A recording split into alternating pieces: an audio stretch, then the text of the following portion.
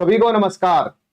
तो राष्ट्रीय शिक्षा नीति 2020 रीट पात्रता, चाहे आप रीट प्री का लेवल 1 के विद्यार्थी हो, चाहे साइंस मैथ के हो, चाहे आप एसएसटी के हो, या आप सी टेट की तैयारी कर रहे हो, या आप रीट मेंस की तैयारी कर रहे हो, ये टॉपिक तो रहेगा ही रहेगा। ये टॉपिक कहीं पर भी नहीं जाने वाला। पात्रता की अगर मैं बात करूं तो 4-5 क्वेश्चन आ सकते हैं, क्योंकि साइकोलॉजी के अंदर एक स्पेशल टॉपिक जुड़ा है, तो ये मान के चलना यहां से क्वेश्चन पूछा ही जाएगा, कोई किंतु परंतु नहीं है। आपको अच्छा लगे आप नोट्स बना लो, आपको लगे कि सर नोट्स हम बाद में बनाएंगे, पहले हम समझेंगे और क्लास में हम याद करेंगे, आपको जैसा अच्छा लगे आप वैसा करें। टारगेट एक होना चाहिए कि बस हमें ये बात याद हो जाए, पेपर में हमारा क्वेश्चन सही हो जाए। दूसरा कि ये जो पीडीएफ है आपको ये संकल्प के एप्लीकेशन पर मिलेगी। एप्लीकेशन में इसके लिए हमने एक अलग से बना दिया है, तो वहां पर आप जाकर के ये पीडीएफ एप्लीकेशन पर क्यों रखी, इसके पीछे भी कारण बता देता हूं। क्योंकि टेलीग्राम पर तो रोजाना पता नहीं कितने लिंक आएंगे, तो मिलेगी नहीं बाद में ये पीडीएफ आपको। इसलिए हमने क्या किया, अपने एप्लीकेशन पर रख दी। कोई चार्ज नहीं है, कुछ नहीं है, आराम से उसको पढ़ते रहा करो, है ना। तो ये आप ध्यान रखना कि पीडीएफ आपको वहां मिलेगी। 4 मार्च को बैच शुरू हो रहा है अपना रीट मेंस का। बढ़िया तरीके से प्री पास करो और मेंस में अच्छी रैंक लेनी है तो संकल्प कोचिंग गंगानगर में आपका स्वागत है। और जीके अच्छा करना चाहते हैं तो राजस्थान जीके की ब्लैक बुक अलग से लेना चाहें तो चारों किताबें भी मार्केट में उपलब्ध है, ऑनलाइन ऑर्डर भी कर सकते हो। अब ये रीट के लिए मैंने चैनल बनाया है, लेकिन ये 1 तारीख से शुरू होगा। मतलब आज ज्वाइन कर लो आप। 1 फरवरी से हर रोज आपको कुछ ना कुछ रीट से संबंधित बातें इस चैनल के ऊपर मिलनी शुरू हो जाएगी। आप ज्वाइन कर लीजिएगा इसको। और ये दोनों पुस्तकें अपनी 10 फरवरी से मार्केट में आ जाएगी, रीट मेंस की। करें शुरू, करते हैं शुरू काम लेके बजरंग बली का नाम। बस ध्यान से सुनते रहना, दोहराते रहना, याद होगा सभी को। नमस्कार नमस्कार नमस्कार।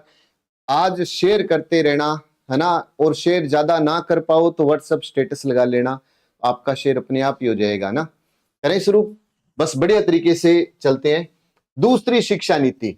हुआ क्या कि कई बार क्या होता है, कोई नया जिला बनता है, नया जिला बनता है ना, तो विद्यार्थी क्या करता है कि उस जिले को याद करना शुरू कर देता है कि जी राजस्थान का ये नया जिला बना है, इस जिले से अलग हुआ है, इसमें इतनी तहसील है, इस समय मुख्यमंत्री ये है, जो भी XYZ वो पेपर में उठा के पूछता है कि जैसे मान लो अपने 33वां जिला याद कर रहे हैं, प्रतापगढ़ बना, या 41 जो नए बने उनको याद किया, लेकिन वो पूछता है 26वां बताओ किस कब बना था, कौन सा बना था, किसके समय में बना था।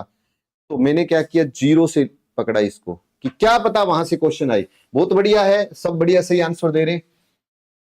1968 भारत की प्रथम शिक्षा नीति, भारत की प्रथम शिक्षा नीति कब बनी थी? 1968 में बनी थी। अब एक ट्रिक बताता हूं, अगर आपको याद ना रहे तो वो ट्रिक क्या है ये भी समझ लो। 68 को उल्टा करो तो 86 बनेगा। समझ में आ गई बात? 68 को उल्टा करें तो 86 बनेगा। तो इसका मतलब कि दूसरी शिक्षा नीति पूछे और यही पूछा है, तो ये भारत की दूसरी शिक्षा नीति है। भारत की दूसरी शिक्षा नीति कब बनी थी? तो ये कह दो कि दूसरी शिक्षा नीति 86 में। पहली 68 में, उल्टा करेंगे तो 86 में। अब जो दूसरी शिक्षा नीति थी उसके अंदर संशोधन हुआ था। दूसरी शिक्षा नीति में आंशिक संशोधन। अब देखो दूसरी शिक्षा नीति में, भारत की दूसरी शिक्षा नीति में आंशिक संशोधन कब हुआ? तो आप कह देना 1992 में।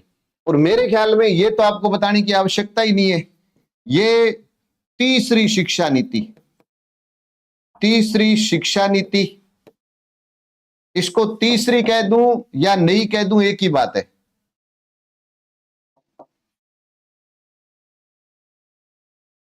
तीसरी या नवीन शिक्षा नीति,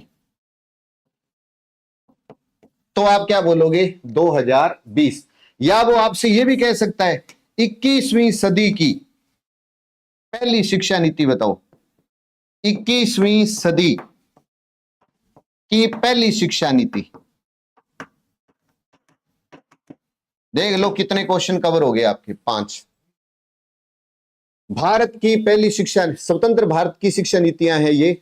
भारत की पहली शिक्षा नीति 1968 को उल्टा करो तो दूसरी शिक्षा नीति 86 में, और तीसरी शिक्षा नीति पूछे तो 2020 में। लेकिन जो 86 वाली शिक्षा नीति है उसमें आंशिक संशोधन 1992 में हुआ था। 21वीं सदी की पहली बता दो तो 21वीं सदी की पहली 2020 में है। ओके,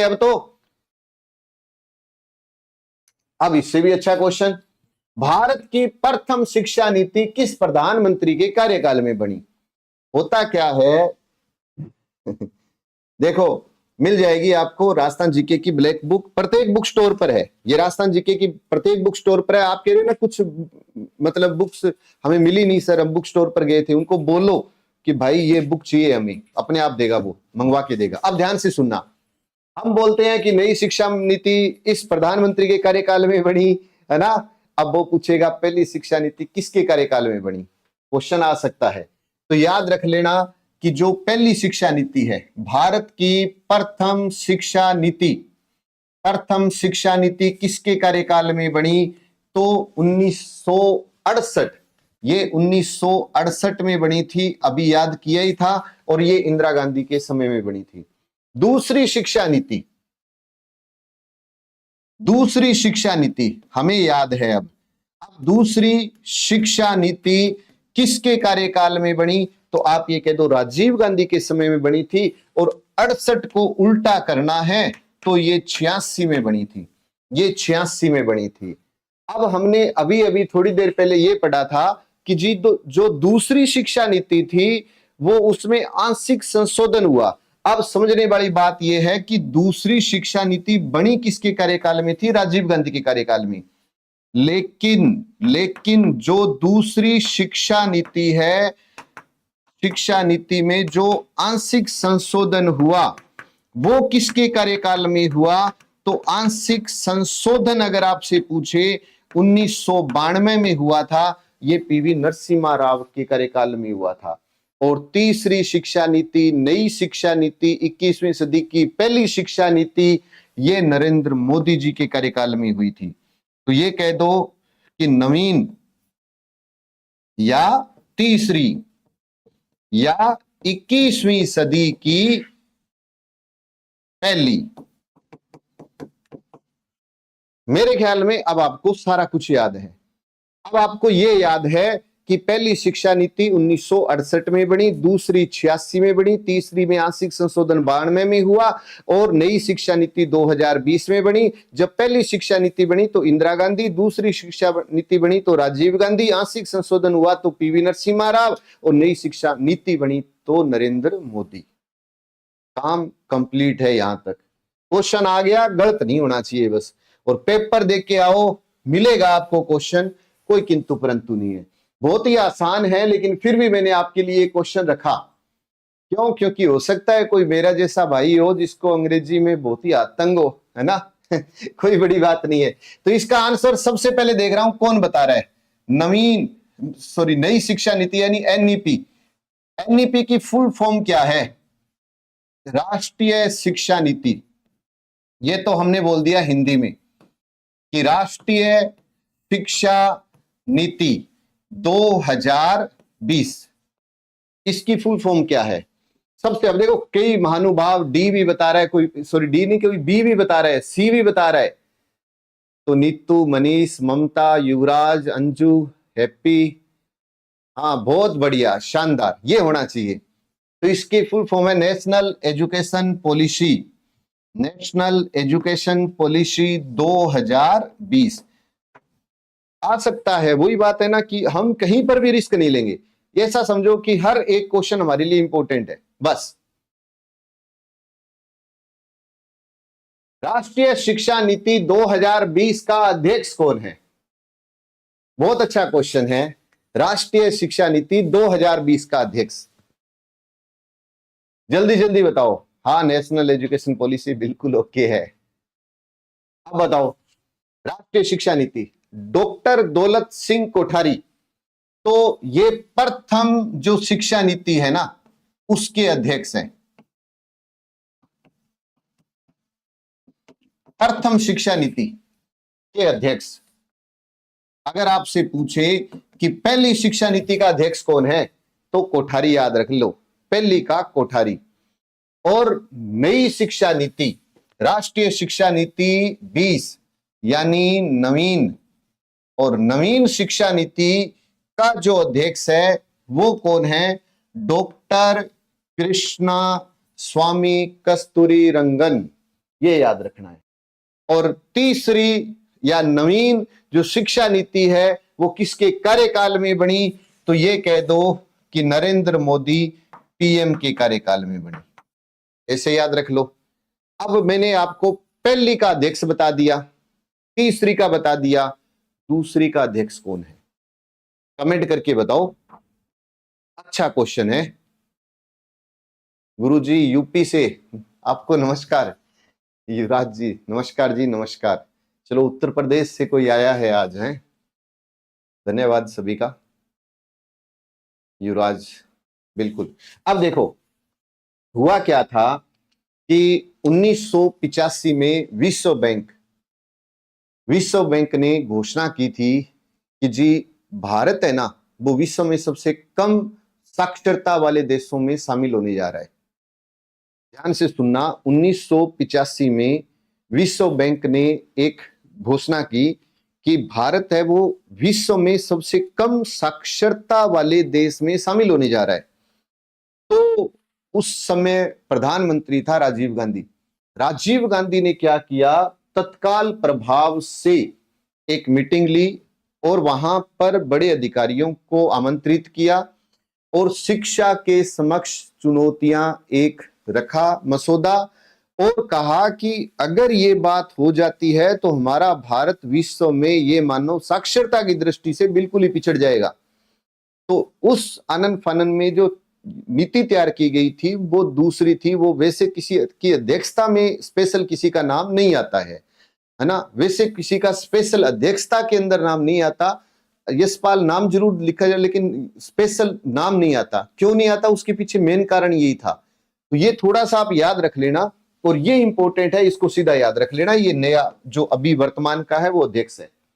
अब यहां पर ये सन आपको सारे याद करने पड़ेंगे क्योंकि मैंने एक के साथ ही सारा कुछ लिख दिया। हाँ जी, हाँ, स्वतंत्र भारत की पहली शिक्षा नीति कह सकते हो 68 वाली। नई शिक्षा नीति 2020 को कैबिनेट की मंजूरी कब मिली? 29 जून 2017। ये तो कैबिनेट का गठन हुआ था। एक तरफ से ये कह दो कैबिनेट का गठन, कैबिनेट का गठन नई शिक्षा नीति के लिए, नई शिक्षा नीति के लिए कैबिनेट का गठन कब हुआ? 29 जून 2017 में। 31 मई 2019 कमेटी ने अपनी रिपोर्ट दे दी। तो कमेटी ने रिपोर्ट पेश कर दी, ये याद रख लो, तैयार कर ली। 30 जून 2019 को आम जनता से इसके ऊपर राय मांगी गई, इसके ऊपर राय मांगी गई, सुझाव मांगे गए थे।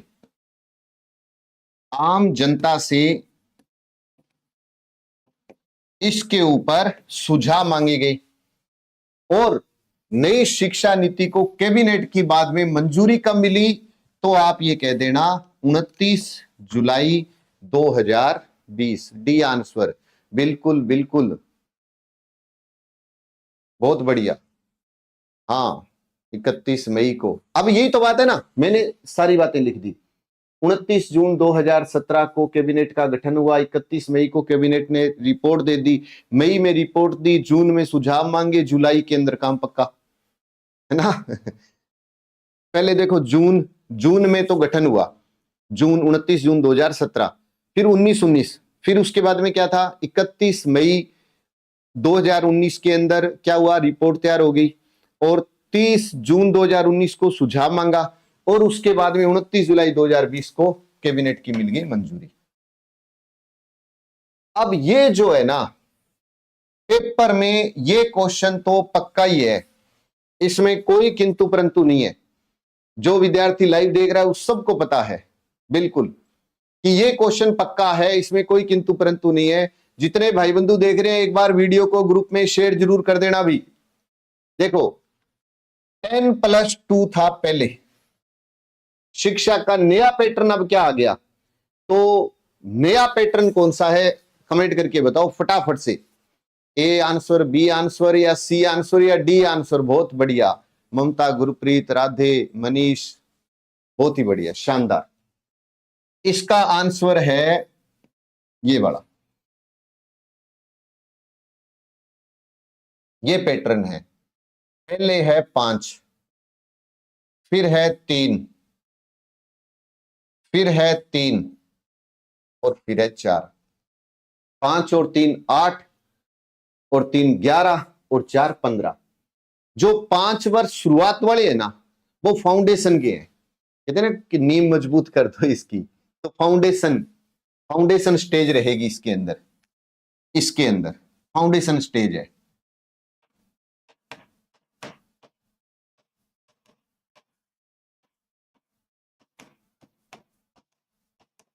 ये याद रख लो। अब फाउंडेशन स्टेज में ये 3 से 6 और ये 6 से 8, 6 से 8 आयु है, ऐसे याद रख लो। अब ये शुरुआत वाली जो है ना ये आंगनवाड़ी है, आंगनवाड़ी। और ये आप ये मान लो कि स्कूली शिक्षा होगी एक तरफ से, 2 वर्ष स्कूली शिक्षा शुरुआत कर दी मान लो, एक तरफ से स्कूली शिक्षा कह सकते हो आप इसको, है ना। स्कूली शिक्षा कह दो, प्राइमरी कह दो, वो अलग अलग बात है। तो मतलब ये है कि पहले क्या था कि सीधा अपने बच्चे को जब स्कूल में भेजते ना तो वो डरता था, वो स्कूल जाने से कतराता था। तो फिर जो अध्यक्ष थे अपने नई शिक्षा नीति के, उन्होंने देखा कि बच्चा डर रहा है, पहले तो इसके डर को निकालो। तो उन्होंने क्या किया कि इन्होंने कह दिया है कि नई शिक्षा नीति में 3 साल का जो बच्चा होगा, पहले तो आपको पता है 6 साल, 3 साल का जो बच्चा होगा उसको हम स्कूल भेज देंगे, लेकिन उसको पढ़ाया नहीं जाएगा, कुछ भी नहीं पढ़ाना, मतलब कोई होमवर्क वगैरह कुछ नहीं है, केवल और केवल खिलाना है। खेल खेल में कुछ सीखे वो बात अलग है ना। तो ये जो शुरुआती दौर रहेगा इसका, चाहे आंगनबाड़ी हो चाहे स्कूली शिक्षा, ये एक तरफ से खेल खेल विधि में कौन सी होती है, वो खेल खेल विधि। तो वो चीज याद रख लेना कि खेल खेल के अंदर वो बच्चे का इंटरेस्ट आएगा, और वो इंटरेस्ट के अंदर क्या होगा कि स्कूल की तरफ उसका एक रुझान होगा कि नहीं मैं स्कूल जाऊंगा। क्योंकि वो घर पे क्या था, पहले बच्चे क्या करते थे, घर पे गिल्ली डंडा खेल लेते थे, काचगोड़ी खेल लेते थे, पकड़म पकड़ाई खेल लेते थे, छिपम छिपाई खेल लेते थे, है ना। अब इन्होंने कहा कि वो काम अपने स्कूल में करते हैं, है ना। घर पे तो क्या 2 4 5 होते हैं बच्चे, स्कूल में तो पूरा स्कूल है, कक्षा के बच्चे हैं। तो बच्चे का एक इंटरेस्ट इसके अंदर आ जाए, तो वो थोड़ा सा याद रख लेना कि पहले तो ये फाउंडेशन चलेगा इसका, है ना, फाउंडेशन स्टेज रहेगी ये, एक तरफ से ये याद रख लेना है। अब उसके बाद में आगे वाला जो 3 लिखा है मैंने, वो आगे वाला 3 क्या रहेगा, प्राथमिक शिक्षा रहेगी 8 से 11, प्राथमिक शिक्षा 8 से 11, ये याद रख लो। ये 3 जो है ना ये है प्राथमिक शिक्षा, प्राथमिक शिक्षा।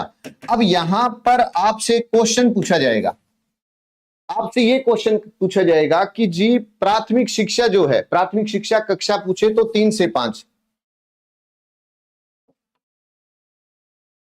कक्षा पूछे तो 8 से 11 और 3 से 5 वर्ष और 3 से 5 कक्षा।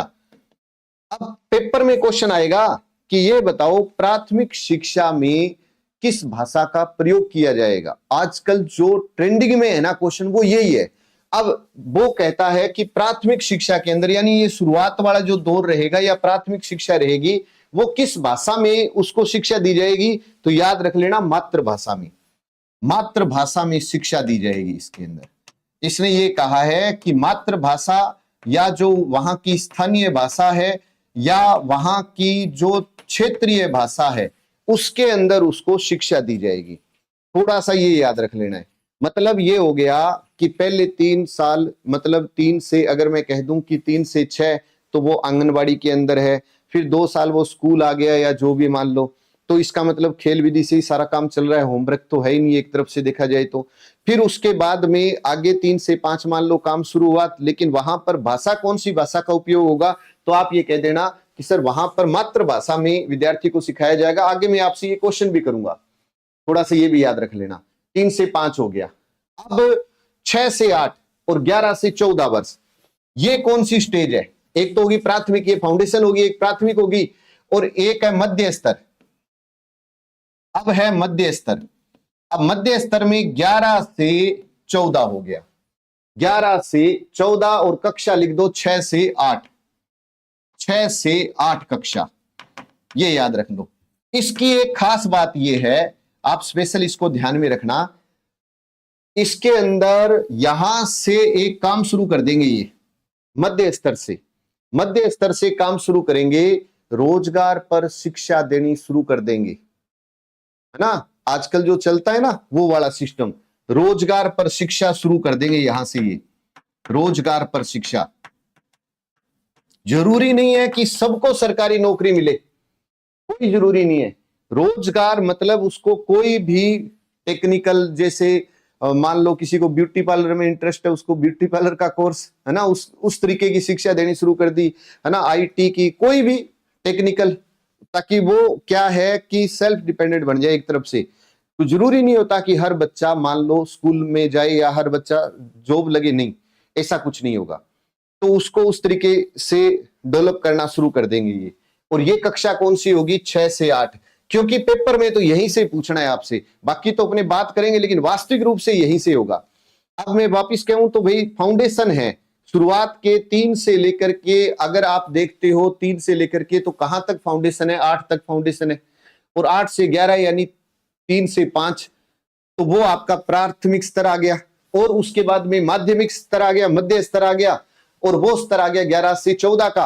अब उसके बाद में अंतिम स्तर, अंतिम स्तर। अब ये अंतिम कौन सा है? अंतिम स्तर के अंदर क्या करना है, इसको स्पेशल ध्यान से देख लेना, क्योंकि पेपर में तो यही आने वाला है। अब ये 14 से 18 आ जाएगा, ये आएगा 14 से 18 और 9 से 12 कक्षा। अब यहां पर सबसे बड़ा चेंज हुआ है। पहले हम क्या करते थे, 10th तक तो कोई टेंशन है ही नहीं, जो चल रहा है वो चल रहा है। फिर 11वीं में क्या बोलते थे कि जी 11वीं में कौन सा सब्जेक्ट लें, फिर कोई ज्यादा शाना होता था, वो पूछता था तेरा इंटरेस्ट बताओ किसके अंदर है। फिर हम कहते कि भाई मेरा इंटरेस्ट तो मैथ में है, लेकिन मेरे को साइंस नहीं आती, है ना, ये होता था। या कोई कहता कि एक मेरा इंटरेस्ट तो मैथ में है और एक मेरा इंटरेस्ट मतलब पॉलिटी के अंदर है, तो वो कहता है ऐसा नहीं होता, तेरा इंटरेस्ट अगर मैथ में है तो तू मैथ ले ले, तो फिर नॉन मेडिकल वाले में जाएगा, या मान लो इधर वाले में जो भी है, लेकिन वहां भी कुछ ना कुछ साइंस का पोर्शन पढ़ना पड़ेगा। अब क्या कर दिया इन्होंने ये कह दिया कि 9 से 12, मतलब ये है कि कक्षा 9 में हम आपको 8 सब्जेक्ट की शिक्षा देंगे, और 10वीं क्लास में फिर हम 8 सब्जेक्ट की शिक्षा देंगे आपको। टोटल कितने सब्जेक्ट हो गए? 16। तो आप 9th क्लास में और 10th क्लास में जो शिक्षा लोगे ना, उसमें आप देखो कि आपका इंटरेस्ट किसके अंदर है, और उस इंटरेस्ट के आधार पर आप 11th और 12th के अंदर आ जाओ। ये इन्होंने फिक्स कर दिया है, आगे आने वाले टाइम में ये फिक्स करेंगे। अभी इन्होंने एजेंडा तैयार किया है जो इन्होंने इस तरीके से कहा है, और प्लस इन्होंने ये भी कह दिया कि 10वीं व 12वीं, देखो 9वीं और 10वीं में 8-8 ये सब्जेक्ट पढ़ा देंगे, है ना, 8 इधर अलग इधर अलग। फिर इन्होंने कह दिया 11वीं 12वीं में आप अपना सब्जेक्ट ले लो। साथ में ये भी कह रहे हैं कि 10th और 12th, मतलब 10वीं और 12वीं की जो बोर्ड है ना, बोर्ड परीक्षा वो वर्ष में 2 बार होगी। ये एजेंडा तैयार हुआ है, फाइनल नहीं है। इन्होंने अभी बोला है कि 2 बार होगी। अब एक तो होगी आपकी मुख्य परीक्षा बोर्ड की, और उसके बाद होगी सुधार परीक्षा। जैसे मान लो आपने मुख्य परीक्षा पास कर दी बढ़िया नंबर से, आप संतुष्ट हो कि ठीक है जी मेरे इतने नंबर आने चाहिए थे, मेरे को इतना किया था, ओके है, लेकिन आप संतुष्ट नहीं हो, आप कहते हो नहीं नंबर मेरे कम आए हैं, मैं तो एक परीक्षा और देना चाहता हूं। तो वो कहता है एक सुधार परीक्षा और होगी, आप उसमें भाग ले सकते हो, जिसमें अंक ज्यादा होंगे वो आपकी डिग्री मान ली जाएगी। जैसे अभी रीट के अंदर क्या हो रहा है कि रीट आप पात्रता परीक्षा दोबारा भी दे सकते हो। अब कोई दोबारा देना जाए, अब वो कहे मैं अंक सुधार करने के लिए आया था, मेरे 100 नंबर थे, मैंने दोबारा दी, मेरे 80 नंबर रह गए, तो वो कहता है कि जो पहले वाली डिग्री है ना ज्यादा नंबर वाली, वो मान्य रहेगी, कोई दिक्कत नहीं, आप पेपर तो दो कम से कम। वही चीज इधर लागू होने जा रही है, वही सेम इधर लागू होगी, लेकिन ये एक एजेंडा तैयार किया है इन्होंने, ये याद रख लेना। तो ये इंपॉर्टेंट है। पूरा अगर पेपर देखोगे ना तो वास्तविक रूप से पेपर यहीं से निकलेगा आपका। बाकी मैं पढ़ाने को तो सारा पढ़ाऊंगा, लेकिन पेपर यहीं से आएगा, इसमें कोई किंतु परंतु नहीं है। अब मेरे भाई बंधुओं जितने देख रहे हो ना, एक बार ग्रुप में शेयर करके 1 का आंकड़ा क्रॉस करके 1400 का आंकड़ा भी क्रॉस करवाना है आज आपसे, तो फाउंडेशन का काम पूरा हो गया। अब आगे चलते हैं अपने। नई शिक्षा नीति को लागू करने वाला भारत का पहला राज्य कौन सा है? किसने ये घोषणा की कि हम लागू करेंगे? और ये पेपर में आ चुका है, रीट मुख्य परीक्षा के अंदर ये क्वेश्चन पूछा गया था। इसका आंसर तो आप फटाफट दे ही सकते हो। बताओ बताओ, सबसे पहले देख रहा हूं कौन बता रहा है। हाँ जी, प्रतापगढ़ से लाइव, ओके।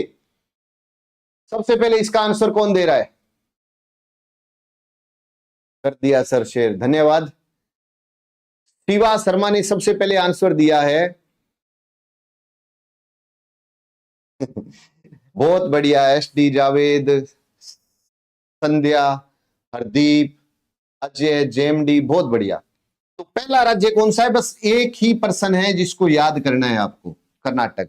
पहला राज्य जिसने घोषणा की थी वो कर्नाटक है, कर्नाटक है, कर्नाटक है। जब नई शिक्षा नीति की बात आए, जब NEP 2020 की बात आए, तो कह दो कि कौन होगा? कर्नाटक होगा। बस इसमें इतना याद रखना है। आगे आएगा और क्वेश्चन।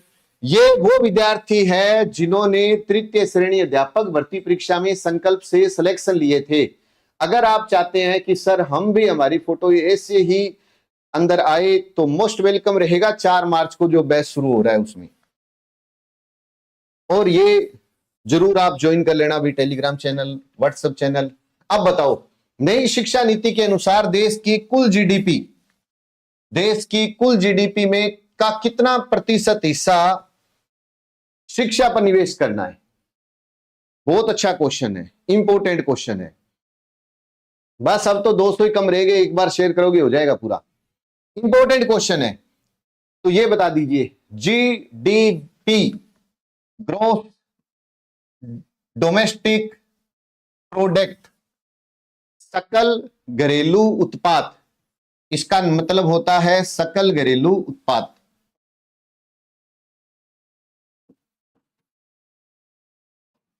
घरेलू उत्पाद, ये होता है इसका मतलब। पूर्व में कितनी थी?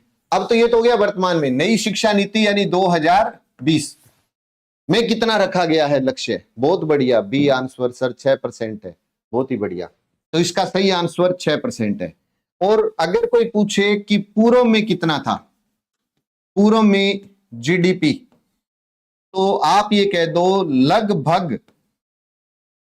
लगभग 3 से 3.5% था, लगभग 3 से 3.5। हालांकि ये जब शिक्षा नीति बनती है तो ये बोलते तो यही है कि हम 6% करेंगे, लेकिन लगभग इतना था, ये 3-3.5% के आसपास था। ये थोड़ा सा याद रख लेना आप। NEP 2020 के अनुसार ECCE का पूर्ण रूप क्या है? बहुत अच्छा क्वेश्चन है, जल्दी जल्दी बताओ। शिक्षा नीति का पहला अध्याय है ये।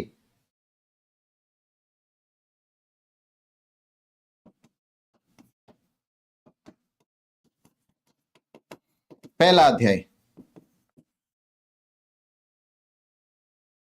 Early childhood care education. हाँ, बी आंसर, कोई डी आंसर, कोई बी बता रहा है। ये अच्छा क्वेश्चन है भाई। अब देखो आधा आधे आधे चल रहे हैं सभी, राज, भूमिका, शारदा, मंजू, है ना? ध्यान से सुनो, इसका नाम क्या है? अर्ली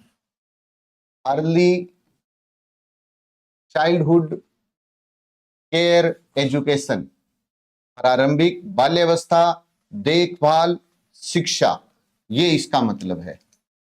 आप देखो मेरे ख्याल में इस प्रश्न को रटना चाहिए, अपने को याद होना चाहिए। अब बता रहे हैं सभी सही है ना?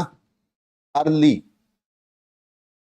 प्रारंभिक, बाल्यावस्था, देखभाल, शिक्षा। प्रारंभ यानी बाल्यावस्था में, देखभाल और शिक्षा, ECC, ई का पूर्ण रूप है ये।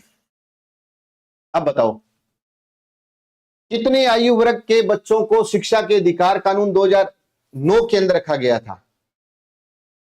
बस इसको थोड़ा सा याद रख लेना। बेसिक कौन से को रखा गया था? 3 से 18 वर्ष तक के। बस ये लिख लिया मैंने, कोई ज्यादा इसके अंदर नहीं है, लेकिन फिर भी नई शिक्षा नीति 2020 के अंदर कितनी आयु वर्ग तक के बच्चों को शिक्षा के अधिकार कानून 2009 के अंदर रखा है, तो आप बस ये याद रख लेना, बिल्कुल इतना ही याद रखना, इसमें कोई ज्यादा नहीं अपनी सोचना। अब एक और अच्छा सा क्वेश्चन है, प्रारंभिक शिक्षा से तात्पर्य कौन सी शिक्षा से है? बताओ बताओ बताओ, प्रारंभिक शिक्षा से तात्पर्य कौन सी शिक्षा से है? और मैंने अभी अभी बातों में बताया भी था आपको, भाई देखो, शुरुआत के जो 5 वर्ष था उसमें 2 फाउंडेशन था, एक फाउंडेशन और फिर दूसरा, पहला था आंगनबाड़ी और दूसरा क्या था, स्कूल के अंदर शुरुआत कर दो 2 साल, फिर 3 से 5 वर्ष। बहुत बढ़िया, बहुत ही बढ़िया। आंसर क्या दिया जा रहा है इसका? आंसर कि प्रारंभिक जो शिक्षा है वो मातृभाषा शिक्षा रहेगी आपकी। याद है ना? ये मातृभाषा, स्थानीय भाषा या क्षेत्रीय भाषा में ही आपको सिखाया जाएगा। बिल्कुल बिल्कुल, ये हमने पढ़ा था, इसलिए कोई ज्यादा सोचने की आवश्यकता नहीं है। राष्ट्रीय शिक्षा नीति 2020 में मानव संसाधन विकास मंत्रालय का नाम परिवर्तित किया गया है। अब इसका नाम क्या कर दिया? बताओ बताओ बताओ, इसका नाम क्या किया है? इस पे एक पर्सन और बताऊंगा, लेकिन अगले क्वेश्चन में बताऊंगा कि देखो, मानव संसाधन विकास मंत्रालय, अब इसका नाम चेंज हुआ है। इसका नाम चेंज हुआ, और क्यों चेंज हुआ? क्योंकि शिक्षा पर काम चल रहा है। तो शिक्षा पर काम चल रहा है तो क्या कर दिया? शिक्षा मंत्रालय कर दिया। बस आपको यह याद रखना है कि एक नाम चेंज हुआ था, और कुछ भी ना याद रहे तो ये कह देना शिक्षा नीति में जो नाम चेंज हुआ वो शिक्षा मंत्रालय बन गया। इतना याद रख लो, मैं कहता हूं तो भी काम चल जाएगा। शिक्षा नीति पर जो नाम चेंज हुआ वो शिक्षा मंत्रालय बन गया। अब राष्ट्रीय शिक्षा नीति 2020 के ड्राफ्ट प्रारूप निम्नलिखित में से किसकी अनुशंसा करता है? ये कौन सी शिक्षा की अनुशंसा करता है? बताओ। शिक्षा क्रम शिक्षण शास्त्र करने के बजाय बच्चों को सिखाया कैसे जाए, यह सिखाने में सक्षम बने, या ये कहता है कि 19वीं सदी में आवश्यक कौशल, ज्ञान व मूल्य विकसित किए जाएं, या उच्च माध्यमिक कक्षाओं में बच्चों को मातृभाषा में पढ़ाया जाए, या आंकलन बच्चे के रटने पर जोर देने वाला हो? क्या होना चाहिए? हाँ, MHRD। आगे चलाऊंगा, आगे बताऊंगा, ये टेंशन ना लो आप। बताओ, बहुत अच्छा क्वेश्चन है। कोई डी बता रहा है, कोई सी बता रहा है। एक बात बताओ, ये रटने वाला तो काम ही नहीं करना चाहता।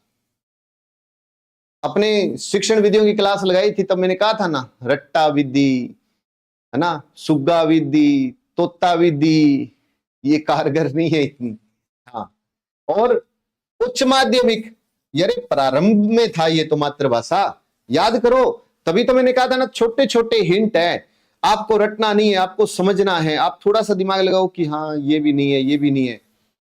बिल्कुल, ये केवल पहला है। शिक्षा कार्यक्रम शिक्षण शास्त्र करने के बजाय बच्चों को सिखाया कैसे जाए, यह सिखाने में सक्षम बनाना है कि उनको सिखाया कैसे जाए। बस ये गलती अब देख लो आपके सामने है। मैं कहता हूं 2 4 5 विद्यार्थियों को छोड़ दे, तो बाकी गलत भी बता रहे हैं बहुत सारे। तो ये ही तो, इसीलिए तो मैं ये टॉपिक लेकर के आया हूं आपके लिए। ये राष्ट्रीय शिक्षा नीति 2020 में किस वर्ष तक स्कूली शिक्षा में 100% के साथ पूर्व विद्यालय से माध्यमिक स्तर शिक्षा के सार्वभौमिकरण का लक्ष्य निर्धारित किया गया है? ये बहुत इंपॉर्टेंट क्वेश्चन है, मोस्ट इंपॉर्टेंट क्वेश्चन है। इस बात को आप समझना थोड़ा सा। पहले बताओ सभी,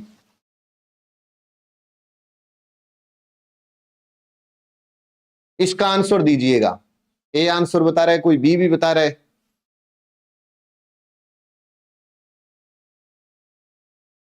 सकल नामांकन अनुपात, GER बोलते हैं इसको, सकल नामांकन अनुपात। सकल नामांकन अनुपात, इस बात को मैं अभी आपको समझा रहा हूं। सकल नामांकन अनुपात, GER, gross enrolment ratio, gross enrolment ratio.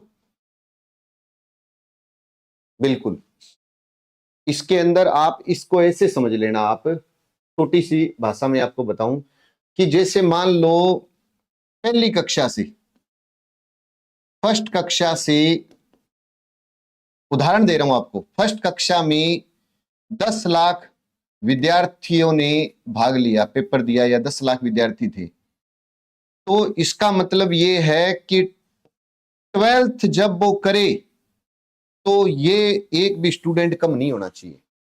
इसका मेन टारगेट ये है। और ये कब तक पूरा करेगा? ये करेगा 2030 तक, 2030 तक। तो ये इंपॉर्टेंट है, माध्यमिक स्तर तक बिल्कुल एजुकेशन फॉर ऑल लक्ष्य रखा गया है। जब शुरुआत में अगर एडमिशन हो गया ना, पहली कक्षा में, या 5वीं का उदाहरण ले लो, 8वीं का ले लो, तो एक बार एडमिशन हो गया तो वो एडमिशन ये कहते हैं हम खत्म नहीं होने देंगे, बच्चे को घर नहीं रहने देंगे। तो ये मेन इसका टारगेट रखा है इन्होंने।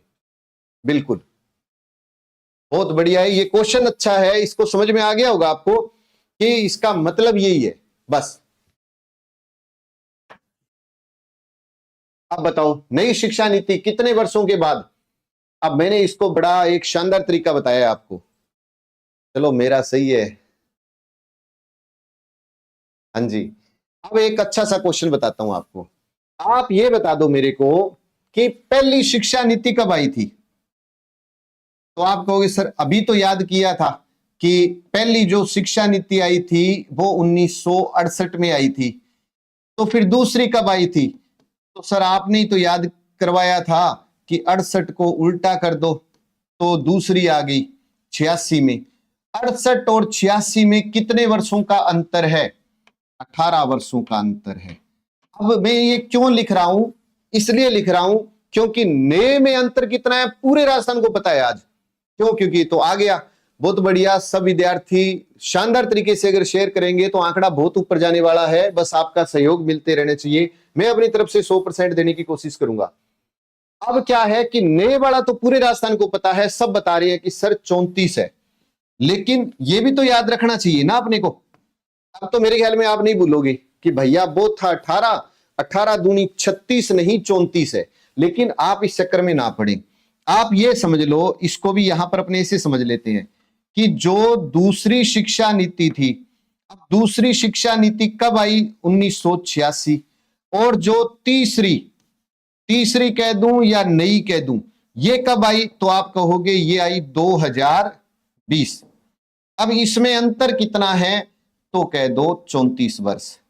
इससे क्या है कि आपका कंसेप्ट बिल्कुल क्लियर है, गलत नहीं होगा, कोई रट्टा नहीं, कुछ नहीं। हमने याद कर लिया कि पहली शिक्षा नीति 68 में आई थी, इंदिरा गांधी के समय में आई थी। दूसरी शिक्षा नीति 86 में आई थी, राजीव गांधी के समय में आई थी। 86 वाली दूसरी में संशोधन 92 में हुआ, पीवी नरसिम्हा राव के समय में हुआ। फिर उसके बाद तीसरी नई शिक्षा नीति प्रधानमंत्री नरेंद्र मोदी जी के कार्यकाल में आई थी। और जो तीसरी और दूसरी में अंतर था वो 34 वर्ष का था, पहली और दूसरी में अंतर था वो 18 वर्ष का था। और नई शिक्षा नीति 2020 वाली जीडीपी का मतलब 6% है, जीडीपी का मतलब 6% है ना। तो पहले 10+2 था, अब 5+3+3+4 है। ये ही तो चीजें याद रखनी है, यही तो पेपर में क्वेश्चन पूछा जाएगा आपसे। एक अपना पैरामाउंट और गुरुकुल, अगर आपका कोई सेंटर की तैयारी कर रहा हो भाई बंधु, तो जरूर कहना कि भाई एक बार डेमो लगा के देख ले क्लास, पसंद आई तो ज्वाइन कर लेना। हम अपनी तरफ से 100% कर रहे हैं सेंटर भर्ती के लिए, तो हम ये कहेंगे कि एक बार आप आकर के जरूर देखें। अब यहां पर मैंने अभी क्या कहा था, अभी थोड़ी देर पहले, कि मैं उस कंसेप्ट को यहां क्लियर करूंगा आपका। और अब मैं आपका इस कंसेप्ट क्लियर कर रहा हूं, अब ध्यान से सुनना। भारत के शिक्षा मंत्रालय के पहले शिक्षा मंत्री कौन होंगे, ये क्वेश्चन है। अब जो विद्यार्थी लिख रहा था MHRD minister of human resource development, बिल्कुल मानव संसाधन विकास मंत्रालय, इसका मतलब ये है। इसका मतलब क्या है? मानव संसाधन विकास मंत्रालय, मानव संसाधन विकास मंत्रालय, मानव संसाधन विकास मंत्रालय, इसका ये मतलब है। तो मानव संसाधन विकास मंत्रालय, इसका नाम बदलकर, इसका नाम बदल दिया। अब नाम बदल कर क्या नाम कर दिया? तो मैंने क्या कहा था, शिक्षा नीति में शिक्षा मंत्रालय कर दिया। अब विकास कह दिया शिक्षा से होगा, तो इसका नाम कर दिया शिक्षा मंत्रालय, शिक्षा मंत्रालय। और शिक्षा मंत्रालय नाम बदलकर इसका पहला शिक्षा मंत्री, पहला शिक्षा मंत्री किसको बना दिया? तो कह दो कि पहला शिक्षा मंत्री बना दिया रमेश पोखरियाल निशंक को, ये बना दिया। बहुत बहुत धन्यवाद जो आप सबने इतना विश्वास जताया इसके लिए, और एक बार शेयर करोगे तो एक नया आंकड़ा बनने जा रहा है आज, इसके लिए धन्यवाद, है ना। अब ये देखो क्वेश्चन क्या है, वो कहेगा कि जो शिक्षा मंत्रालय अब है उसको पहले किस नाम से जाना जाता था? तो आप ये कह दो कि मानव संसाधन विकास मंत्रालय के नाम से जाना जाता था। या वो कहेगा मानव संसाधन विकास मंत्रालय का नाम बदल कर क्या किया? तो शिक्षा मंत्रालय किया। या वो पूछेगा शिक्षा मंत्रालय किया तो ये बताओ इसका शिक्षा मंत्री, पहला शिक्षा मंत्री कौन होगा? तो रमेश पोखरियाल निशंक होगा। भाई आपका कंसेप्ट है ना, रटने की बजाय समझना है और वही करना है अपने को, और याद हो जाएगा। मैं कहता हूं क्वेश्चन नहीं जाएगा इससे बाहर। अब उसके बाद आ जाते हैं, अब ये कहता है मेडिकल और लॉ एजुकेशन, लॉ एजुकेशन में कानून व्यवस्था को छोड़कर समान उच्च शिक्षा के लिए एकल निकाय के रूप में किस आयोग का गठन किया जाएगा? ये कॉलेज शिक्षा की बात हो रही है ना, इससे जुड़ी हुई बात है, इसलिए मैंने लिख लिया उच्च शिक्षा यानी कॉलेज शिक्षा, ये बात हो रही है कॉलेज शिक्षा। अभी क्या चल रहा है आप सबको ये पता है, कॉलेज शिक्षा में higher education commission of India, या मैं इसको ये बोल देता हूं भारतीय उच्च शिक्षा आयोग, भारत उच्च शिक्षा आयोग, भारत उच्च शिक्षा आयोग, उच्च शिक्षा आयोग, इसको ऐसे समझना आप, भारत उच्च शिक्षा आयोग। और इस उच्च शिक्षा आयोग में लगभग 3.5 करोड़ नई सीटें जोड़ी जाएगी। एक तो ये याद रख लेना, इसमें 3.5 करोड़ नई सीटें जोड़ी जाएगी। अब इस बात को आप समझ लेना, ये कह रहा है कि भाई ऑल ओवर इंडिया में जितने भी कॉलेज है ना, भारतीय उच्च शिक्षा आयोग जितने भी कॉलेज हैं उन कॉलेजों में सब जितने विद्यार्थी पढ़ते हैं उनका सिलेबस एक ही रहेगा, अलग अलग नहीं रहेगा। तभी तो इसने क्या लिखा है, समानता, है ना। इसमें आधारभूत सिद्धांत, आधारभूत सिद्धांत में एक आता है समानता, कि समान शिक्षा, समानता आधारभूत सिद्धांत है इसका, एक शिक्षा नीति का आधारभूत सिद्धांत। तो इसने ये कह दिया कि केवल और केवल एक तो मेडिकल, आपसे पूछा जाएगा कौन सी एजुकेशन को छोड़कर, तो आप कह देना एक तो मेडिकल और एक कानून व्यवस्था, इन दो को छोड़कर बाकी सभी का जो पाठ्यक्रम है वो लगभग एक जैसा रहेगा। ये इन्होंने एक निश्चित कर दिया है आने वाले टाइम में, ये इन्होंने शिक्षा नीति के अंदर ये फाइनल मसौदा बनाया है कि पूरे भारत में एक ही पाठ्यक्रम रहेगा, समानता, है ना, आधारभूत सिद्धांत के ऊपर ये काम करेगी। तो ये थोड़ा सा याद रख लेना, ये है higher education commission of India, ऐसे याद रख लो, HECI। अब बताओ, अब ये बहुत शानदार क्वेश्चन है ना, दिल खुश हो जाए ऐसा क्वेश्चन है, दिल खुश हो जाए ऐसा क्वेश्चन है ये, क्योंकि असली काम तो इधर ही हुआ है। देखो, एक तो पहली बात तो ये कि अपने आज तक क्या कर रहे थे। आज तक कोई तो जी मैं तो क्या कर रहा हूं कि जी बीए कर रहा है बेटा हमारा, कोई कहता है जी मैं बीएससी कर रहा हूं, कोई कहता है मैं बीकॉम कर रहा हूं, जो भी है ना, कोई बीएससी, किसी का साइंस अच्छा है वो कहता है मैं बीएससी कर रहा हूं, किसी का कॉमर्स अच्छा है वो कहता है मैं बीकॉम कर रहा हूं, किसी का कुछ अच्छा नहीं वो कहता है मैं ग्रेजुएशन कर रहा हूं बीए से। ऐसा कुछ नहीं है, जो कहता है कि मेरे को आगे बढ़िया में जाना है वो कह रहा है, बिल्कुल। अब यहां पर अभी तक जो था वो 3 साल का था, एक तरफ से फर्स्ट ईयर, सेकंड ईयर और फाइनल। अब आगे आने वाले टाइम में क्या कर दिया इन्होंने ये कह दिया है कि एक तो फर्स्ट ईयर है, एक सेकंड ईयर है, एक थर्ड ईयर है, और एक और आ गई अब फोर्थ ईयर। अब ये कहता है कि आप अगर फर्स्ट ईयर में पास हो जाते हो तो आप, इसके मतलब क्या है वैसे आपको मैं बताऊं, इसका मतलब है कि मल्टीपल इन और मल्टीपल एग्जिट। मतलब आपको जब अच्छा लगे आप आ जाओ, और जब आपको अच्छा ना लगे तो आप चले जाओ, फिर अच्छा लगे तो फिर वापिस आ जाओ। मल्टीपल इन और मल्टीपल एग्जिट, इसका मेन मतलब ये है। अब इसमें होगा क्या, इसमें यह होगा कि अगर आपने फर्स्ट ईयर कर ली, कोई भी सब्जेक्ट आपने लिया और फर्स्ट ईयर कर ली, तो आपको एक सर्टिफिकेट मिलेगा।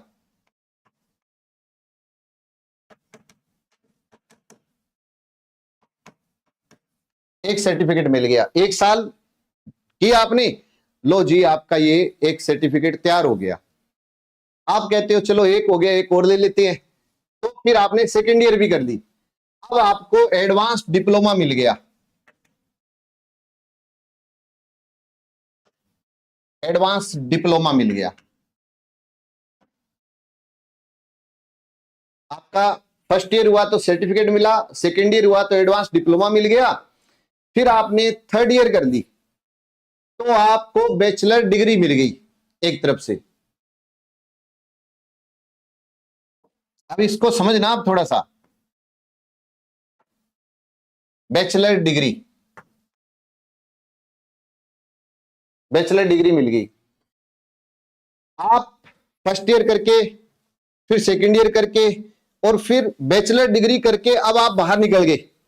आपने कहा कि मैं चौथे साल वाला नहीं करूंगा, और चौथे साल क्या था, बैचलर डिग्री के साथ रिसर्च और मिल रही थी आपको। मतलब बैचलर डिग्री के साथ साथ आपको एक रिसर्च की डिग्री और मिल रही थी। लेकिन आपने क्या किया, तीसरे साल बाहर निकल गए और आपने ये डिग्री ली। इधर से यूपीएससी की तैयारी करने चले गए या आप आरएएस की तैयारी करने लग गए, उन्होंने कहा आपके पास डिग्री होनी चाहिए, तो आपने कहा मैं चौथा साल क्यों खराब करूं, मेरा काम नहीं है, मेरा काम तो बस ये डिग्री आ गई, मैं तो आगे अब आरएएस बनूंगा या फिर आईएएस बनूंगा। और यहां से आपने क्विट कर दिया, क्योंकि मल्टीपल इन और मल्टीपल एग्जिट इसके अंदर था। तो आपने तीसरे साल क्या किया, डिग्री ली और तैयारी करनी शुरू कर दी। अब डिग्री ली और बाद में आपको पता लगा कि भैया पार तो नहीं पड़ी, तो क्या करें, क्या तो भाई जो रिसर्च की डिग्री मिल रही थी उसको वापस ले लेते हैं, कोई बात नहीं है। आप वापिस आए तो आपको अब ये नहीं है कि, अब पहले क्या था कि आप सेकेंड ईयर में छोड़ देते हो 2-3 साल 4 साल, या फर्स्ट ईयर में या ग्रेजुएशन मान लो करते नहीं हो तो वो जीरो, अब जीरो नहीं होगी।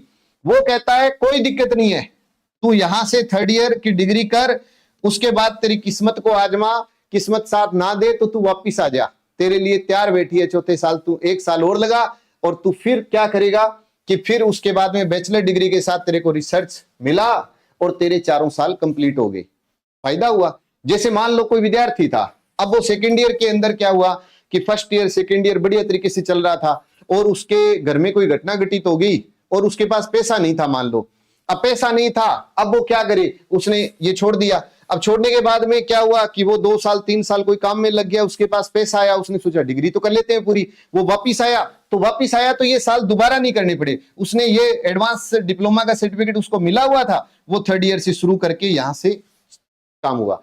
तो आपसे क्वेश्चन क्या था कि अब बताओ स्नातक कितने वर्ष का कर दिया गया है? आंसर है इसका 4 साल का। मेरे ख्याल में ये समझ में आ गई होगी अब आपकी बात में।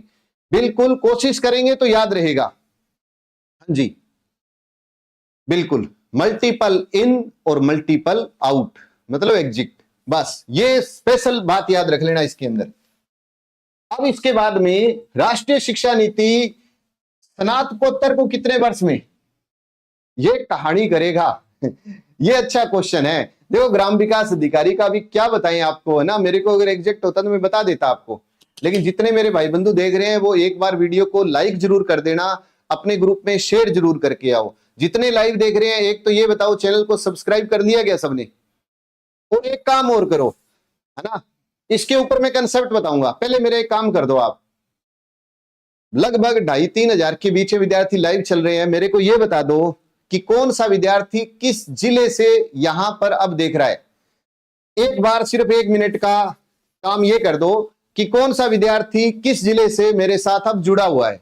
मैं देखना चाहता हूं आपको कि कौन सा विद्यार्थी किस जिले से मेरे साथ है अभी।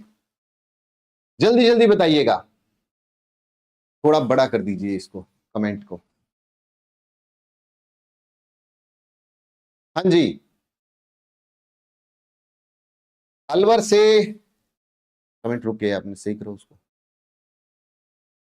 हनुमानगढ़, जयपुर, गंगानगर, बहुत बढ़िया। अलवर से डूंगरपुर, जयपुर, दौसा, भरतपुर, गंगानगर, बीकानेर, दुद्दू, मारो दुद्दू। हाँ जी, पाकिस्तान से आपड़ो जोधपुर। जोधपुर वो रियासत है जो एकीकरण के समय किसमें मिलना चाहती थी? कि जी वो पाकिस्तान में मिलना चाहती थी। उस समय शासक कौन था? कि हनुमंत सिंह था। गंगानगर से, लखनऊ से भी है, नागौर से, बीकानेर।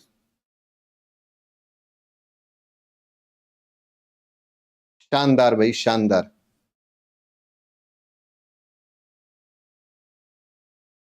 चलो अब देखो हुआ क्या, इसका आंसर तो है ये वाला। अब ये क्यों है इस बात को समझना है। अब क्या हुआ कि एक विद्यार्थी था, उसने फर्स्ट ईयर की, फिर उसने सेकेंड ईयर की, फिर उसने थर्ड ईयर की, उसको डिग्री मिली और वो चला गया यूपीएससी की तैयारी करने की, मैं तो आईएएस ही बनूंगा अब, XYZ जो भी है ना। बहुत ही बढ़िया, जोधपुर से, चूरू से, शानदार भाई। अब फर्स्ट ईयर की, सेकंड ईयर की, थर्ड ईयर की, लेकिन उसने फोर्थ ईयर नहीं की और वो चला गया कहां पर? वो चला गया यूपीएससी की तैयारी करनी, आरएएस की तैयारी करनी। कुछ समय बाद उसको ये समझ में आई कि तेरी पार नहीं पड़ रही, या किसी अभाव में चला गया, XYZ जो भी। अब वो वापिस आया और उसने कहा कि मैं जो ये 4 साल वाला था ना, चौथा ये वाला फोर्थ ईयर, तो बैचलर डिग्री रिसर्च नहीं करनी, मेरे को पीजी करनी है। तो सरकार ने कहा कोई दिक्कत नहीं है, ले तू पीजी कर, दुखी क्यों होता है, कोई बात नहीं, यूपीएससी में नहीं हुआ तो नहीं हुआ, तू पीजी कर। तो फिर उसने कहा कि क्या अब मेरा पीजी 1 साल में हो जाएगा? सरकार ने कहा ना ना ना ना, 1 साल और देना पड़ेगा। अब वो 1 साल चाहे तो तू यहां दे देता, और नहीं तो अब जो सीधा यूपीएससी ये 3 साल करके गया था ना, उसको पीजी में 2 वर्ष देने पड़ेंगे। और जो थर्ड ईयर के बाद जिसने फोर्थ ईयर कर ली, उसको पीजी मिलेगी 1 वर्ष की। इसलिए मैंने यहां क्या लिखा, 1 साल भी लिख दिया और 2 साल भी लिख दिया। यह है इंपॉर्टेंट बात। हाँ बिल्कुल चल रहे हैं, ये मैं और वीडियो लेके आऊंगा, टेंशन ना लो आप। ठीक है ना, पीलीभंगा से, हनुमानगढ़ से, धन्यवाद। तो समझ में आ गया होगा कंसेप्ट, 1 क्यों लिखा, 2 क्यों लिखा। तो एक तो ये समझ लेना कि अब क्या हो गया, अब 4 साल की डिग्री हो गई, है ना। और चौथा साल अगर नहीं करता, तीसरे के बाद चला जाता है तो पीजी में 2 साल दे दे, और अगर वो 4 साल लगा के आता है तो वो सीधा ये हो सकता है। तो ये आपको करना है इसके अंदर। अब इसके बाद में वोकेशनल कोर्स, किस कक्षा में शुरू किए गए हैं राष्ट्रीय शिक्षा नीति के अंदर? वोकेशनल मतलब स्किल डेवलपमेंट, और ये मैंने आपको शुरुआत में बताया था, स्किल डेवलपमेंट वाले। बिल्कुल, व्हाट्सएप चैनल ज्वाइन करवाइएगा, है क्या आपके पास? संकल्प का एक व्हाट्सएप चैनल और बना हुआ है, आप वो चैनल जरूर ज्वाइन कर लेना। तो अभी मैं आपको शेयर कर रहा हूं इसी कमेंट बॉक्स के अंदर, फटाक से आपके पास आ जाएगा और एक साथ सभी ज्वाइन कर लेना, क्योंकि उसके ऊपर क्या नोटिफिकेशन आ जाता है ना, और सब जुड़े रहते हैं अपनी। और व्हाट्सएप आपको पता ही है, बी आंसर बता रही है।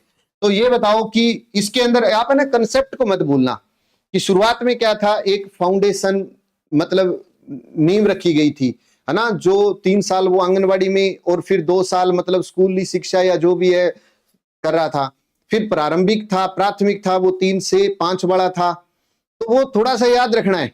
और फिर जैसे ही वो छठी क्लास में आया तो मैंने क्या कहा था, स्किल डेवलपमेंट। ये नीति बेरोजगारी वाली नहीं, रोजगार वाली नीति है, इसमें रोजगार दिए जाएंगे। तो यहां से इसको स्किल डेवलपमेंट का काम शुरू कर दिया इसका, आप ये समझ लेना, स्किल डेवलपमेंट ये जरूरी है, इंपॉर्टेंट है, आपको याद होना चाहिए ये। बिल्कुल, ये बहुत अच्छा क्वेश्चन है, आएगा। अब वो क्या है, बीच बीच में से ऐसे क्वेश्चन उठाएगा, बस अपने को उनको आंसर देना है। तो ये जो आपको अभी चैनल दिया गया है, ये अपना व्हाट्सएप चैनल है। राजस्थान जीके अच्छा करना हो तो जितने भाई बंधु देख रहे हैं उनको पता है, राजस्थान जीके की ब्लैक बुक सब बुक इससे नीचे ही है ना। 1992 से 2024 दिसंबर 2024 तक का पूरा मैटर इसके साथ है, मैटर के साथ आए हुए क्वेश्चन भी ऐड किए हुए हैं। नई शिक्षा नीति 4 भाग हैं, निम्न में से कौन सा सुमेलित नहीं है? तो पहले में स्कूली शिक्षा दी जाएगी, स्कूली शिक्षा दी जाएगी 1 से 8। तो इसमें कितने अध्याय हुए? 8 अध्याय हैं, ऐसे याद रख लो। फिर है भाग 2, इसमें थोड़ा उच्च शिक्षा दी जाएगी एक तरफ से, और इसमें 9 से कितने, 9 से 19, ये संख्या आपको याद रखनी पड़ेगी। 1 से 8, 9 से 19। अब 9 से 19 का मतलब कितने अध्याय हो गए? तो आप ये कह दो 11 अध्याय हो गए। फिर उसके बाद भाग 3 अन्य केंद्रीय विचारणीय मुद्दा, इसमें 20 से 24, 20 से 24, और 20 से 24 में 5 अध्याय हैं। 20 से 24 में कितने हैं? 5 अध्याय हैं, ये याद रखना है। अब इसके बाद 4 नंबर, बिल्कुल सब सही बता रहे हैं कि 4 नंबर सही नहीं है। क्यों? क्योंकि क्रियान्वयन की रणनीति थी यहां, ये नहीं थी।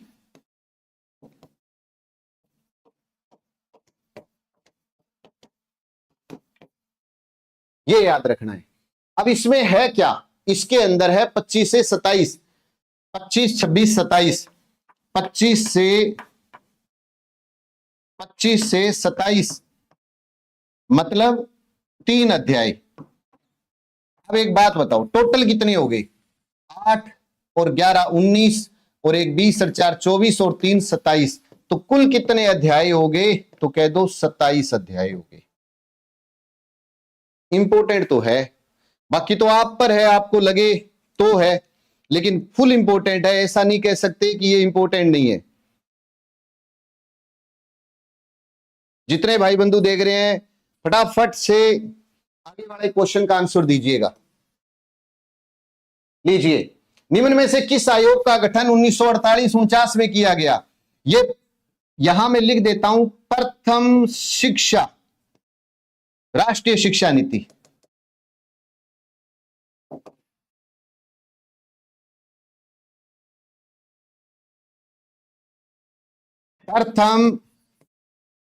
प्रथम राष्ट्रीय शिक्षा नीति। अब बताओ इसका आंसर बताओ फटाफट से। सुरतगढ़ वाले हाथ ऊपर करें, अच्छा। सही बात है, जल्दी जल्दी आंसर दीजिएगा। शानदार, स्क्रीनशॉट तो ले ही लेते हैं क्या, है ना, काम आएगा। अब देखिए, आपको यह पता होगा कि विश्वविद्यालय शिक्षा आयोग बना था 1948 से 49 में। फिर माध्यमिक शिक्षा आयोग ये 52-53 में बना था। ये मैं इसलिए बता रहा हूं क्योंकि शुरुआत वाले भी और पूछे तो। और शिक्षा आयोग यानी कोठारी आयोग आया था 1964-66 में, 64-66 में कोठारी आयोग आया था। और जो पहली शिक्षा नीति बनी थी वो बनी थी 1968 में, और फिर दूसरी शिक्षा नीति बनी थी 1986 में, और फिर तीसरी बनी थी 2020 में। कल को और क्या पूछेगा वो आयोग पूछ लेगा। अब आयोग सारे याद है अपने को ये याद है कि भैया सबसे पहले 48-49 यानी स्वतंत्रता से पहले विश्वविद्यालय शिक्षा आयोग आया था, 48-49 में माध्यमिक शिक्षा आयोग आया था, 52-53 में फिर शिक्षा आयोग यानी कोठारी आयोग आया था 64-66 में, और फिर पहली शिक्षा नीति 68 में, दूसरी शिक्षा नीति 86 में, तीसरी शिक्षा नीति पूछे या नई शिक्षा नीति पूछे तो 2020 में। तो सारा याद हो गया अपना। अब बताइए, यह बड़ा शानदार क्वेश्चन है और जिसको नॉलेज है ना उसको पता है कि वास्तव में यह बहुत शानदार क्वेश्चन है। बताइएगा इसका आंसर क्या रहेगा? हाँ 68-86 बिल्कुल। देखो सतत विकास लक्ष्य SDG को प्राप्त करने के लिए बनाई गई है 1, 2, 3 या 4। बताइए इसका आंसर क्या बनाई गई है? जल्दी जल्दी बताइए। इसके साथ में 3-4 क्वेश्चन आपको बताने वाला हूं।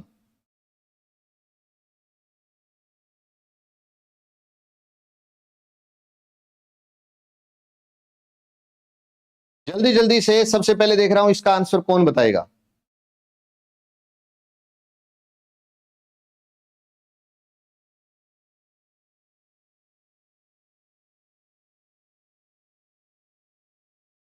बहुत ही बढ़िया, खूब सारे विद्यार्थी क्या बिल्कुल।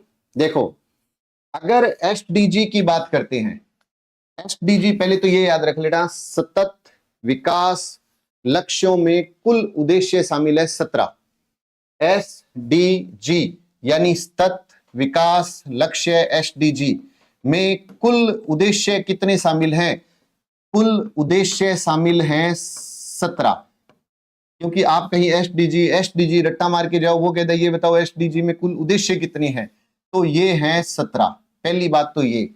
और फिर ये किसके द्वारा है? ये UNO के द्वारा एक तरफ से। और 2030 तक इसमें जो 17 उद्देश्य हैं इनको पूरा करना है। 2030 तक इसे पूरा करना है। एक तो ये याद रख लो। अब इसके अंदर क्या है? सतत विकास लक्ष्य में SDG जो 01 है, काम की नहीं है, बस ये बता रहा हूं, गरीबी की पूर्ण समाप्ति किसके माध्यम से? SDG 1। तो 2 में क्या है? भूखमरी की समाप्ति करना, कि भी 2030 तक है ना भूखमरी की समाप्ति कर दी जाएगी। भूखमरी की समाप्ति इसका मेन टारगेट रखा हुआ है। SDG 3 क्या है? अच्छा स्वास्थ्य व जीवन स्तर। अच्छा स्वास्थ्य व जीवन स्तर, ये याद रख लेना, अच्छा स्वास्थ्य व जीवन स्तर। SDG 4 जो है ना वो है अपना नई शिक्षा नीति, सतत विकास लक्ष्य को प्राप्त करने के लिए सार्वभौमिक गुणवत्तापूर्ण शिक्षा प्राप्त करना 2030 तक। 2030 तक सार्वभौमिक गुणवत्तापूर्ण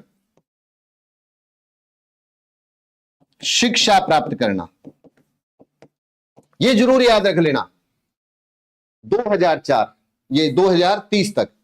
मोस्ट इंपोर्टेंट, मोस्ट कहा तो क्या कहा, है ना, तो ये जरूर याद रखना है। बिल्कुल है ना सेकंड ग्रेड की ये रही किताब। सेकंड ग्रेड की अगर तैयारी करना चाहो तो सेकंड ग्रेड आज तक जितने सेकंड ग्रेड में पेपर हुए 30 पेपर हैं। एक तो मतलब PTI और सेकंड ग्रेड, तो एक PTI की जीके की अलग से बुक मार्केट में है और सेकंड ग्रेड की अलग से है। आप राजस्थान की ज्योग्राफी, हिस्ट्री, कला, संस्कृति भी पढ़ते हो ना, तो भी संकल्प आपके लिए तैयार है। आपकी ये देखो, राजस्थान की कला संस्कृति मार्केट में उपलब्ध है, जिला दर्शन मार्केट में उपलब्ध है, राजस्थान की ज्योग्राफी मार्केट में उपलब्ध है, राजस्थान की पॉलिटी मार्केट में उपलब्ध है, राजस्थान की हिस्ट्री मार्केट में उपलब्ध है। बिल्कुल अलग अलग पढ़ो तो, या आप इकट्ठी पढ़ो तो अपनी ब्लैक बुक नजर ना लगे, इसीलिए इसका रंग रख दिया मैंने ब्लैक। लोग कहते हैं कालती बुक, नाम कालती हो लेकिन पर्सन दौड़िया ही है सीधा ना, ये चीज है इंपॉर्टेंट तो इतनी है ये। चलो एक अच्छा क्वेश्चन है, राष्ट्रीय शिक्षा नीति 2020 में किस हायर एजुकेशन कोर्स को समाप्त कर दिया गया है? बीएससी, एमएससी, एमए या एमफिल? इससे बढ़िया और कोई क्वेश्चन नहीं है। बताओ बताओ बताओ। हाँ जी, एमसीक्यू नहीं है, डिटेल है, डिटेल थ्योरी बुक है अपनी ये। इसका आंसर दो फटाफट से। सबसे पहले दे रहा है कौन कौन दे रहा है बेट्स? गगन, भूपेंद्र। चलो एमफिल नहीं, देखो ये डिटेल मैटर पर है, लेकिन मैं क्या कहता हूं 1992 से 2024 का मतलब ये देखो, एक तो एमफिल के कोर्स को समाप्त कर दिया गया है।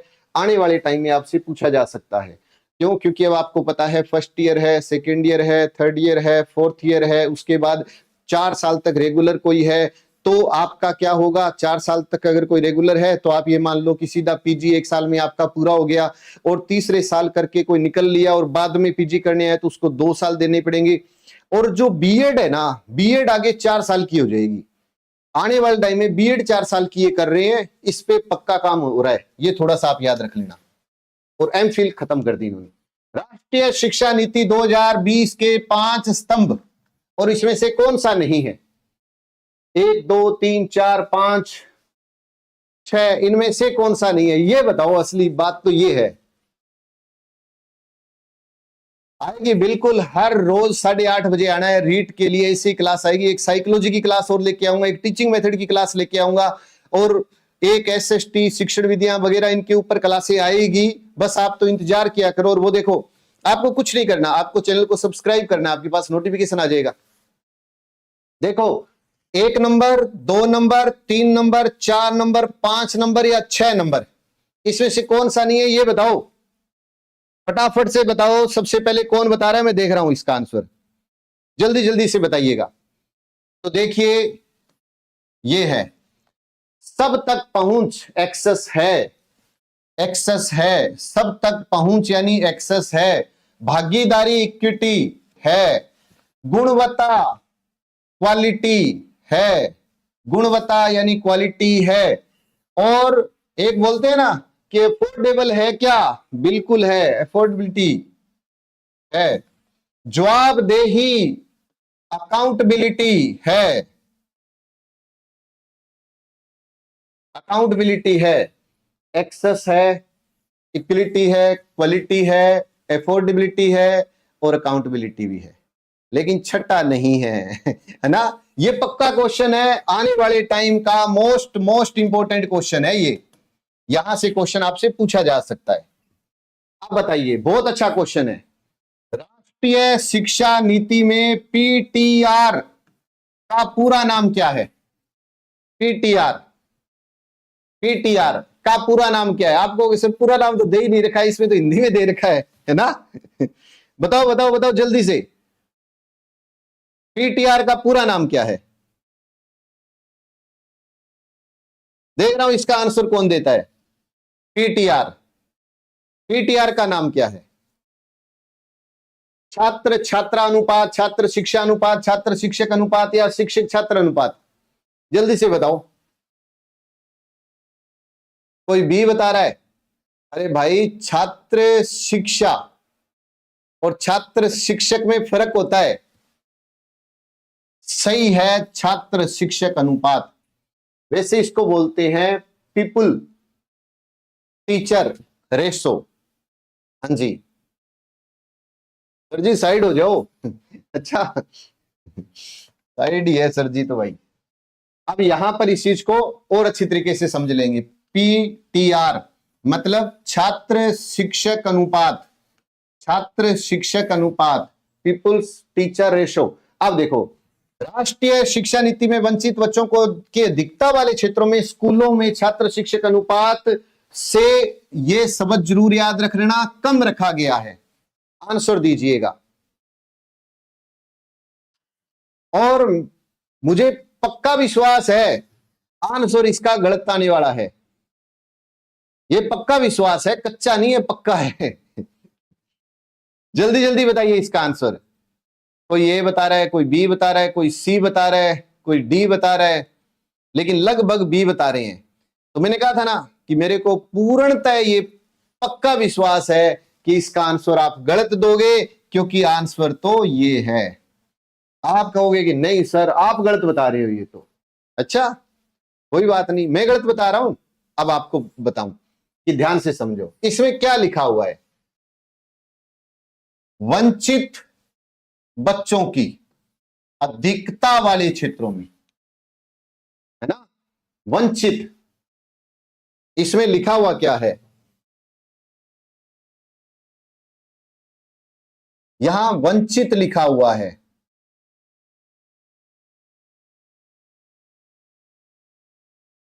अगर पिछड़े है ना, पिछड़ा बालक, बिल्कुल वंचित यानी पिछड़े बालक, अधिकता वाले जो स्कूल होंगे वहां पर तो 25 से कम अगर विद्यार्थी या 25 तक है तो एक शिक्षक होगा, और जहां सब कुछ ओके होगा वहां 30:1 होगा, 30 से कम या 1 होगा। ये थोड़ा सा याद रख लेना। और सार्वभौमिक ये याद रख लेना कि 2025 सार्वभौमिक मूलभूत साक्षरता, जिसमें पढ़ना लिखना बोलना गिनना अंकगणित का संबंध है, इससे का ज्ञान प्राप्त होना चाहिए आपको। हाँ तो ये जरूरी है, क्योंकि आप सब जानते हैं कि सबको क्या याद है जी, 30 याद है। अरे 30 नहीं है भाई, 30 नहीं है।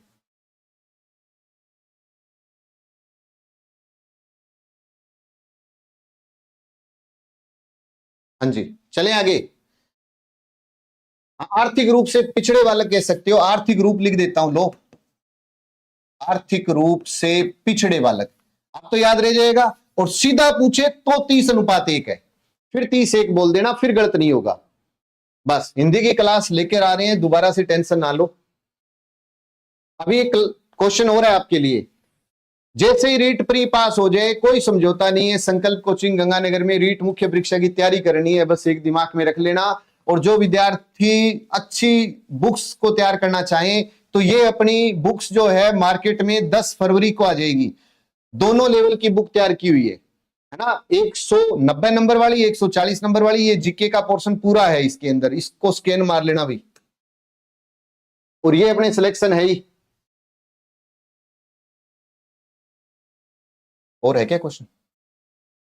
एक कुछ विद्यार्थी ये भी कह रहे थे कि है क्या वो पीडीएफ, कुछ विद्यार्थी ये भी कहते थे कि सर जेल प्रहरी की बुक आएगी क्या संकल्प की? तो मैं आपको क्लियर कर दूं कि ये संकल्प की सभी, संकल्प पब्लिकेशन जैसा कोचिंग उससे जैसा ही पब्लिकेशन है।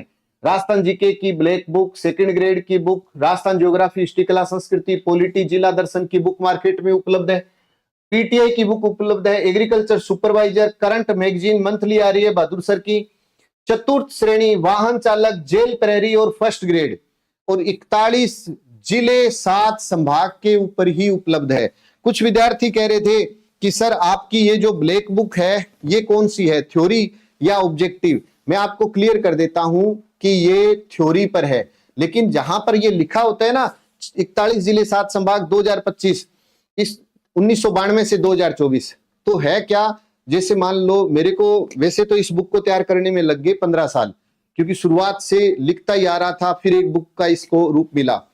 लेकिन पिछले मतलब टाइम में मैंने 6-7 महीने देकर इसके अंदर क्या किया, मैटर तो अच्छा था ही था, फिर मैंने क्या किया, पुराने पेपरों को स्टडी किया। पुराने पेपर में जो जो क्वेश्चन आया हुआ था मैंने मैटर के साथ ऐड कर दिया कि ये लाइन इस एग्जाम में आई हुई है, ये लाइन इस एग्जाम में है, तो मैटर थ्योरी में, लेकिन उसके अंदर ये लिखा हुआ है। और ये क्यों किया कि विद्यार्थी पढ़ता है ना तो उसको कई बार कोई टॉपिक समझ में कम आता है, वो सोचता है इससे कौन सा क्वेश्चन आएगा आगे चलना, बाद में पता लगता है अरे यार पढ़ते समय कि इस पेज को कैसे छोड़ूं, इससे तो 7 क्वेश्चन आए हुए हैं, इस लाइन के नीचे लिखा हुआ है ये आरएस में आई हुई है, फर्स्ट ग्रेड में, ये सेकंड ग्रेड में, ये पीटीआई में।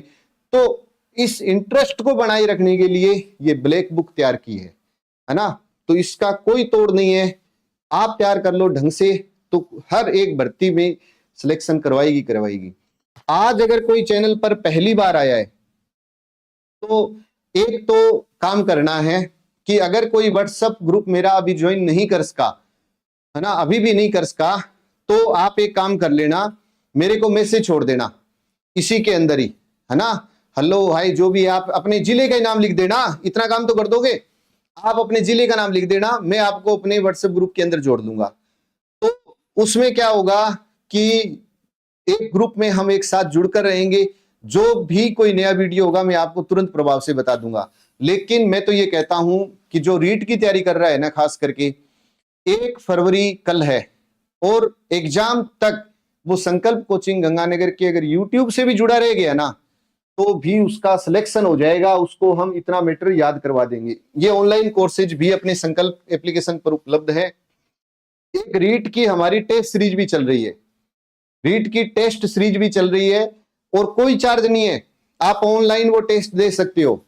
अभी उसमें हमने 8 टेस्ट रखे हैं और उसके अंदर कुछ हो गए, कुछ अभी बाकी है, और जो पहली रैंक पर आता है उसको हम मतलब रीट मेंस का पूरा एक सेट देते हैं, लगभग 15 से 20 किताबों का। तो आप फ्री ऑफ कॉस्ट टेस्ट को ज्वाइन करें। मैं तो कहता हूं ऑफलाइन आकर के ज्वाइन करो, नहीं आ सकते तो ऑनलाइन करो। अब बात यही है कि जो चैनल पर आज पहली बार आया हुआ है वो चैनल को सब्सक्राइब जरूर कर लेना और क्लास कैसी लगी आप जरूर बताना। मैं तो यही कहूंगा कि यहां पर आपने जो पढ़ा है, अब आप कोई भी किसी भी यूट्यूब चैनल पर जाकर कहीं पर भी आपको पर्सन मिले, आप पर्सन करके देखना, आपको मेरी कही हुई बातें याद आएगी। याद आए तो ये समझ लेना कि अपना काम पूरा है, हमें याद भी है। और जब सिलेक्शन हो ना तो संकल्प कोचिंग गंगानगर को भूल मत जाना। जब मैं आके बोलूँ ना कि भैया जिनका सिलेक्शन हुआ वो अपनी फोटो भेजो, तो तुरंत प्रभाव से भेज देना। 1 महीने तक आपके साथ हूं, ऐसा नहीं है कि एक ही वीडियो बना दिया और आगे मैं कुछ ना करूं, आपके साथ हूं। वीडियो को लाइक जरूर कर देना। जय हिंद, जय भारत।